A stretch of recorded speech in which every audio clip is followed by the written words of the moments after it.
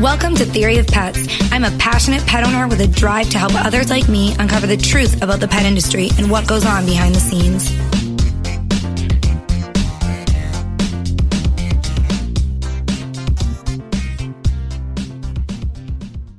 We're seeing a really interesting trend in pet ownership, and that's really been going on for the last couple of decades. If you are old enough to remember that, like I am, I won't date myself, but you can remember that, pets used to really live more in the backyard and they weren't seen as part of the family in the way that they are now. Certainly some people did, but the majority of pets weren't seen that way, and pets weren't nearly as popular 20 years ago as they were now either.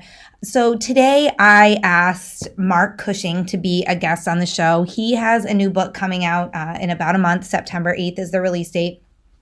And his book is called Pet Nation, The Love Affair That Changed America. And in the last 20 years, as I mentioned, pets have kind of gone from the backyard to sleeping in our beds. They're in almost every corner of America. And Pet Nation tells that story of this seismic shift in the economic, media, legal, political, and social dramas that are springing up from this transition. So it's really an interesting read. It's very insightful.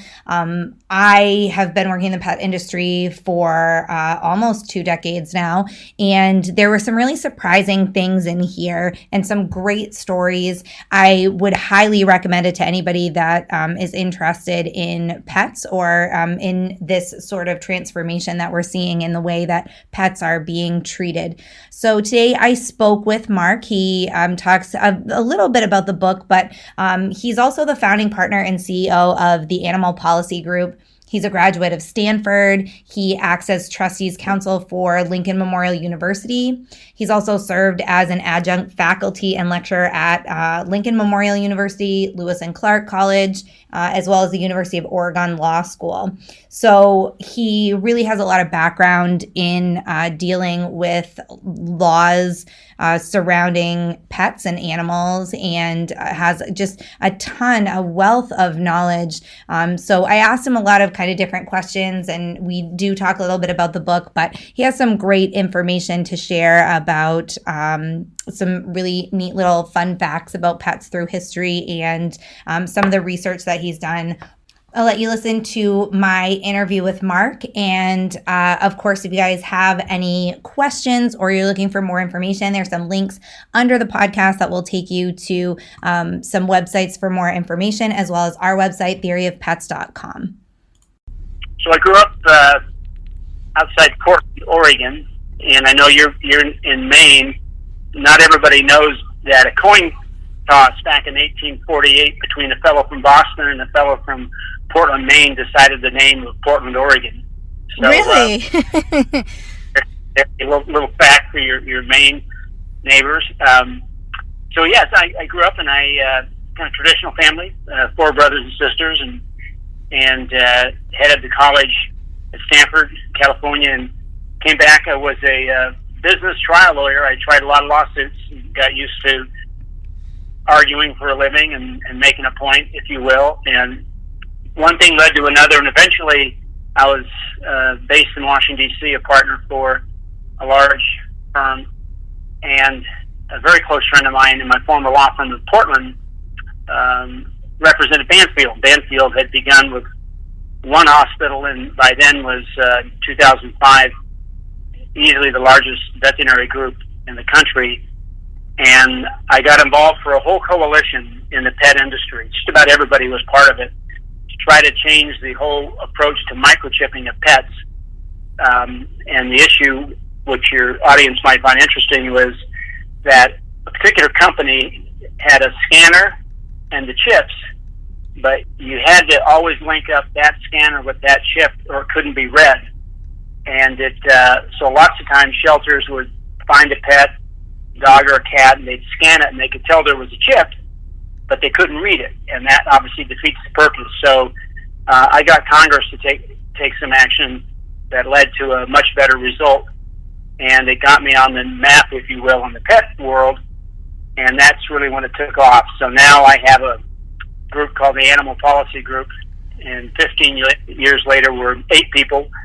We're virtual, not based in any one particular place. And I handle issues for the pet healthcare industry across the board, from veterinary practices to pharmaceuticals to pet nutrition, to retail to diagnostics. I do a lot of work with veterinary colleges. I have about 10 colleges as clients of mine. So I'm kind of in the middle of the pet industry, the animal welfare side as well as the healthcare side. And somehow, based upon an agent's good idea, I figured out the time to write a book called Pet Nation, which I'm excited about, and I'm sure we'll talk about today. Yeah, so Pet Nation, it's the love affair that changed America, which is definitely an interesting topic, and that's sort of what got me and you connected today. So talk a little bit about the book and where the idea came from. Yeah, the book's really an attempt that a major publisher, Penguin Random House, I was fortunate enough to have them agree to step up. They wanted the story told from the inside of how did America go from where we were, just think about 25 years ago, to where we are now with pets. And it's a 180-degree total transformation of our relationship to pets. And, you know, people use the phrase dogs and cats went from the backyard to the bedroom, which is true. In many respects, frankly, the whole house is theirs now. But I like to say the dogs then went right out the front door to every corner of America, meaning you pretty much can't go anywhere in this country, Maine, Arizona, New York, rural, city, suburb, and you won't see a dog. And 25 years ago, that wouldn't be the case. You would not go to work and see dogs there by agreement with the employer, fed, resting, being enjoyed by all the workers. You wouldn't go to, and I can just list the places. It's actually chapter 3 of my book talks about, I call it the pet land grab. But so it's an interesting story. It's also had a lot of conflict and a lot of issues. America wasn't really ready for cats and dogs to go center stage the way they have. And now 65% of households, Samantha, as you know, have a pet, a cat or a dog for the most part. And it's really changed the way we relate. And most importantly, it's been a great thing. It's not one of those changes that you look back and go, oh my God, why did we ever let that happen? It's just the opposite. So my book tells that story, explains how it happened, why it happened, where it happened, spends a lot of time on the human-animal bond, which you know a lot about, which is that connection between people and a pet. And it's been proven by medical research that the good thing, oxytocin, increases in your system, which reduces stress and puts you basically in a better mood. And cortisol, the opposite of that, reduces on engagement with pets. And so it went from kind of, is it just a good feeling? Is it kind of fun to have pets? To it's actually better for people. It is good for their health in so many ways. And I talk a lot about how it's good for communities. It's a term I like to use called the social capital of pets. And that's this idea that pets make strangers not strangers anymore. You may not become lifelong friends, but you meet someone with a dog when you're taking a walk with your dog, and you otherwise would have just walked past each other unless you knew the person. And that's not the case now with dogs. You stop, you'll ask the name of the dog, what the breed might be, where you got it. You don't talk about money or what car you drive or where you work. You just talk about the pets, and they really create a social glue. And it's been studied. And I was very interested in the book in what is the research that's told us what pets do for people and for communities. And there was a great study done, Samantha, in Perth on the western edge of Australia, a city about the size of Portland, Oregon, really. And then we duplicated it in San Diego, Portland, and Nashville. And to try to figure out with communities, what makes communities stronger? Is it church? Is it school? Is it sports? Well, the number one factor in all four of those very different places was pets. And it was a stranger to stranger meeting, isolation breakdown. People felt more secure. They trusted their situation in the neighborhood more. So so the book became a study of that, and then I really take on the issue and say, we should double the number of pets in America, which will get everybody excited. You know, how could we do that? But I think pets are that positive of a factor that we ought to remove all the barriers that we have in place still to owning a pet and enjoying a pet. And I spend quite a bit of time in the book on that. It's a fantastic book, and anybody that wants to check it out, there will be a link under this podcast too, so they can look into the book more and order one if they choose to. And it is really fascinating, the research that's being done, and you did touch on it a little bit, and there's information in the book. But it just seems like you said, in the last 25 years, pets went from being sort of this kind of side part of our lives. You had a dog and you cared about it and you took care of it, but now they've really become more of the center of a lot of people's lives, and certainly, you know, a large part of your family. Well, that's true, you know, and I don't ever use the phrase pets are the new kids. You'll hear people say, well, they've replaced children, and they haven't done that. First of all, I think in many ways pets are treated better than kids, so they might have these better, but they're not that. They've just achieved a new status. And I know you have cat listeners as well as, you know, dog owner listeners. And I think that maybe the most interesting fact, I call it the greatest comeback ever, is the situation of cats in America. So think about this. In the 18th and 19th centuries, cats came to America as sanitation workers. They were put on ships from Europe. They had one job: to catch, kill, and eat all the rats and mice on the ship, period. Came over. Then when East Coast cities like Portland, Maine, Boston, New York, Philadelphia, and then Chicago and Detroit and elsewhere in the Midwest, as they were built, they kept that sanitation job. And they were feral cats. They roamed around. They might come to your back door for milk or food every day, and they had the same job. There were a lot of rats and mice on the streets and in buildings. And then public health came into play. And cities and counties created public health departments, and they had chemicals and technologies to keep the streets and keep the city clean, if you will. And cats were fired from this job. And in the 19th century, there was mass euthanasia of cats. Millions and millions of cats annually. In effect, they became a problem as people saw it. Okay, that was then. Now, 2020, there's more pet cats in America than pet dogs. It's about equal, but slightly more pet cats. Who'd have thought that? You know, cats are sleeping on their owner's bed. There's designer cat food. There's special towers they can climb. There's pillows, and we know all the fun things people do. We talk a lot more about dogs because we see dogs out in public more often. But as I think about it, cats transformed from garbage sanitation workers to being euthanized left and right, and now they're. I'm looking over at one of my two cats. I have a dog as well, and she's in charge here as far as she's concerned. So that's been but it's interesting too. There's great differences between how Americans treat cats and dogs, and many families have both.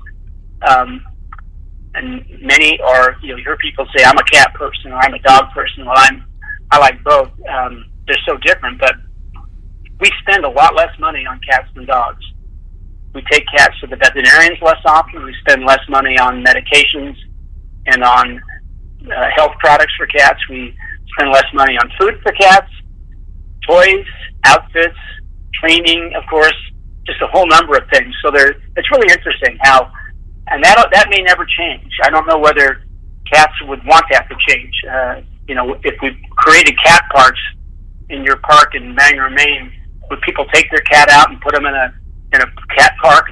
I don't know. Who knows? I don't know. We are cat and dog owners as well, and it is funny, the difference between the two animals. And we typically rescue, but sometimes we end up with puppies and kittens, and they're raised in the same environment and they're treated the same way. And it's funny how very much of a difference there is between those two animals. And I can say I don't think my cats would want to go. They go outside. We live in a rural area, so they do go outside and inside. But I don't think they would want to go and socialize with other cats and have other humans fawning over them. But our dogs, the minute you say, go for a walk or go to the park, they are so excited to see other dogs, to see other people. They want all the attention they can get. Our cats are more like, no, I'll stay here on the top of my cat condo and watch over everything quietly. There's a great phrase. I wish I could say I invented it, but I'll steal it. Which is, dogs have owners and cats have staff. And how true. I think that's perfect. My cats, Chloe and Oscar, they look at me, and basically the look. Well, first of all, cats' faces, as you know, in Temple Grandin, the great animal veterinarian and researcher and behaviorist, she's made the point that physically cats can't form a smile in their face. The way their facial structure is set up, you can look at a dog and almost be sure it's smiling. It may not be, but you think so. It looks like but you look at you look at a cat and you're rarely seeing a smile. It kind of looks to me more like, it's been 2 minutes since you did anything nice for me or useful. So I must have hired you for some reason, because you maybe get on with your job. I mean, I love that about cats. You meet them on their terms. For sure. I think that's one big. Dogs are like, oh, my person's back. Great. What do you want to do? Cats are like, get me something. Come on. Yeah. Or leave. If you're not serving a purpose, go away. So it's interesting. But no. So the story of the book is. And I have a chapter that goes in depth on the issues that have been created. I also have one for listeners that have other pets. It may be the most interesting chapter of all. It's called Other Pets, and it's from A to Z, all the other creatures, some with legs, some without legs, that we have as pets, and also how the human-animal bond works in those cases too. I think a lot of people think, well, if you have fish in an aquarium, how can you possibly? No. I've talked to veterinarians and say that that they look at you when you come home and you walk over to the fish tank, and their eyes engage yours, and there's a recognition that you're in their life and they're in your life, and so that's a fun chapter. But so the book I have fun in the book. Tell some good stories too. We have a lot of information and really talk a lot about getting up about 1,000 feet, maybe 5,000 feet, and looking at the country and how have things changed with our pets and because of our pets. And then I have a chapter that gets a lot of attention that I'm happy to talk with you about, that people don't realize we have a shortage of dogs in this country. And that's a major issue facing America as we look out 10, 20 years. So we don't have dogs become a luxury item and only wealthy people can afford them, which isn't the case now, but there's always that possibility if we don't address the shortage. Absolutely. The book is a fascinating read. It's as a pet owner and a pet lover, of course I was really interested in it. But I think even for people that have never owned a pet, it's just a really interesting look on pet ownership and the way that things have changed over the years. So it's really easy to read. I love the way that it's written. There are, as I mentioned, a lot of the studies and scientific information as well, but it's written in a way that's just really easy to read and understand. And so kudos to you. It's a fantastic book. Again, the link is under the podcast if anybody wants to check it out. Thanks. I appreciate I'm glad you enjoyed it. It was fun to write, so I hope it's fun to read. But good. Well, what else?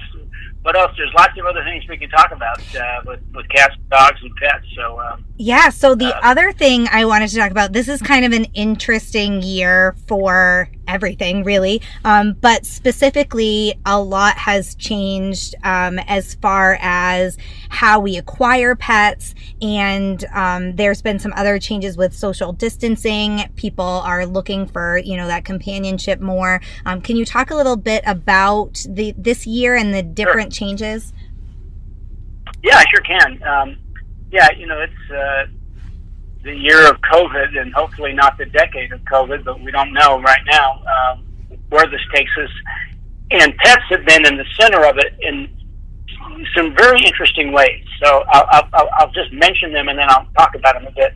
One has been, we all saw social media where shelters had all their dog kennels open and there wasn't a dog in there because people adopted dogs, not always puppies, but dogs, as I say, on their way home to quarantine back in March and April, and that's continued.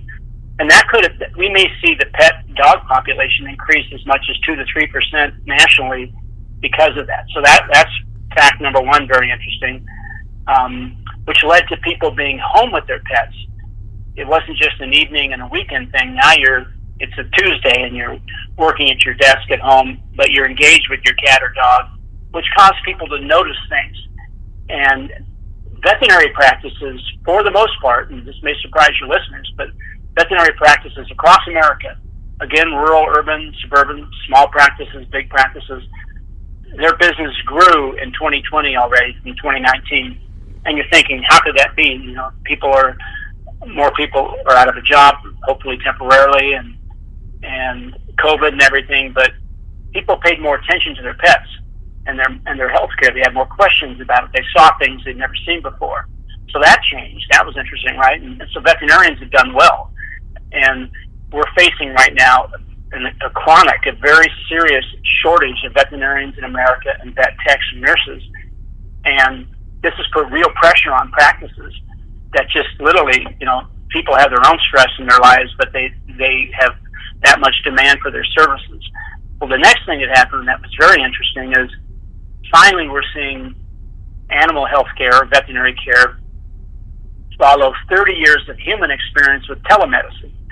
And that's when you use your smartphone or your laptop, but you communicate with the veterinarian from your home or apartment, not always driving there, right? You may not want to go because you're going to be too close to people with social distancing in your head, and you're worried about that. And so practices were forced, and then they embraced using telemedicine. And lots of times people just have questions, and you don't need to try to get your cat in a crate and good luck with that and get him in the back seat and drive and hopefully get an appointment and all that. And it's in human medicine and now increasingly in veterinary medicine, using digital tools like iPhones has become very popular and effective. And for veterinarians, they can charge for that. That's fine. People will pay for that.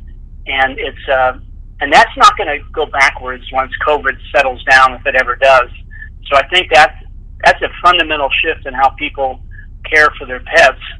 And with the growing pet population, the need for that is just that much more. So it's been an interesting 5 or 6 months. I'm sure for you, Samantha, like me, it seems like it's been 2-3 years. Yeah. I get and I think, well, it's Friday, at least I can slow down a bit tomorrow. And I'm like, wait a second, Mark, it's not even a lunch on a Wednesday. The whole pace of your day has changed, it seems like, with COVID. And we're always watching to see, is it getting better? Is it getting worse? And I do think pets have, for people that had pets, become even more important. You had one dog, now you have two. You have 1 or 2 cats, you have another one. And for people that didn't, it was a good excuse to try them. And it exacerbates the shortage of dogs. But that's a better problem than having shelters all over America euthanizing dogs, which they're not doing anymore. Certain areas they are, but boy, that's certainly not the case across the country. So let's talk a little bit about that dog shortage. That was kind of the last thing that I had to sort of wrap everything up. I think it's an interesting topic that, like you said, I think people see it like the opposite way. We see shelters have dogs all the time, so they don't realize that there's anything different. They think there's this abundance of animals that need families. Yeah. Yeah, there's three things going on. I think one is this. Are there areas of the country where shelters have a lot of dogs and they face the threat of euthanasia? Sure. They're concentrated in certain parts of the South, certain parts of the lower Midwest, and in the Southwest, California and Arizona. I live in Arizona. Yes. But I call it the canine freedom trains. We have a wonderful process that very few people know about, but it's very efficient, that moves dogs from southern, lower Midwest, and Southwest shelters up to the north. When you go to a shelter in Boston, Chicago, Minneapolis, Philadelphia, Portland, Oregon, Denver, Seattle, you're not seeing shelters full of strays from that community. They're coming from thousands of miles away often, because on Sundays, in most northern shelters, the dog kennels are empty, with the exception of medically challenged dogs or dogs with behavioral issues that can't be adopted. And you better be in line on Friday or check out the webpage on Thursday or Friday if you really want to get a dog from a shelter in New York, because they're going to be gone by Sunday. And there's links between certain states. Mississippi sends a lot of dogs to Minneapolis, and Los Angeles sends a lot of dogs to Portland. It's very efficient. You take dogs, they're spayed or neutered and they're vaccinated, but they're sent to where there's families that want to adopt. So that's fact number one, and that's an interesting fact. But shelters only supply 25% of the dogs people have in the country. So that other 75% needs to come from somewhere. And that's when we get into the politics that your readers, or not your readers, your listeners, Samantha, I'm sure have heard the phrase puppy mill. And there's been a tremendous fight, let's not call it anything but a fight, for 10 or 15 years between animal rights organizations and some other organizations that aren't animal rights, that look at commercial breeding of dogs and think that it's bad. They use the phrase puppy mills and have created an impression that every large-scale breeder of dogs is mistreating those dogs. And they have poor health, poor environmental situations, lack of vet care, and it's this broad, sweeping claim. And so it's taken an industry that already was never really very public and made it more difficult, and made it even less public. And, when's the last time you went to a children's class when people asked what they wanted to be when they grew up and had somebody say, I want to be a dog breeder? There's a real stigma attached to it. Well, it takes two dogs to make a puppy, right? I mean, you have to ultimately breed dogs. They live an average life of 11.1 years. And so we have a significant national need. Nearly 1.1 million dogs are imported into the U.S. every year. But we have a need about 2.3 million, so that may be half the need being met. But these are coming from pretty rough neighborhoods around the world. We don't have health records for these. In many cases, they're not coming in through customs. It's not an organized, simple process. They're not quarantined. And I just throw out there to your audience that I don't think long-term, for a country like the United States, given the demand for dogs because of just all the good things we know about having a dog, to have that need and the demand met by kind of imports that we're not really sure about doesn't make sense. And I think at some point we've got to end the fight between breeders and animal rights groups, have standards like we do for so many things in our life, and just have it be very transparent where a dog came from and how it was bred. And I'm convinced that you'll see people want to get into that lovely business of raising dogs and do well by it, enjoy themselves, and let the public know how it's done. Right now it seems to be secret and a lot of names thrown around. So it's probably the toughest problem facing Pet Nation. And we'll see how that unfolds, but it's not an obvious solution yet. The battle still continues. I appreciate getting a chance to tell people about Pet Nation. And you can get it online all the ways you buy books these days, or an audio version, or a digital if you want, or a hardcover. But enjoy the book, and anytime you'd like, Samantha, seriously, we could take those topics and spend a good half an hour diving in. That's what made it easy to write a book. There's that much. There's a lot to say and to think about when it comes to our pets. So again, a huge thank you to Mark. I really appreciate him coming on the show and sharing all of that with us. If you guys have any questions, you can click the links below the video. You can go to Mark's website, check out the book and see all about that. And you can also go to our website, theoryofpets.com. On there is all of my old podcasts you can check out. And there's a section where you can send me any comments, questions that you might have, or suggestions for future podcast topics. So if there's something that you're just dying to know about, if there's a question that's been burning in your brain, chances are that pet owners out there are hundreds of others asking that same question. So write into me. I love hearing your feedback, and I love taking your suggestions and getting the answers that we're all looking for. So thanks for tuning in to this week's episode. I will be back with another hot topic very soon.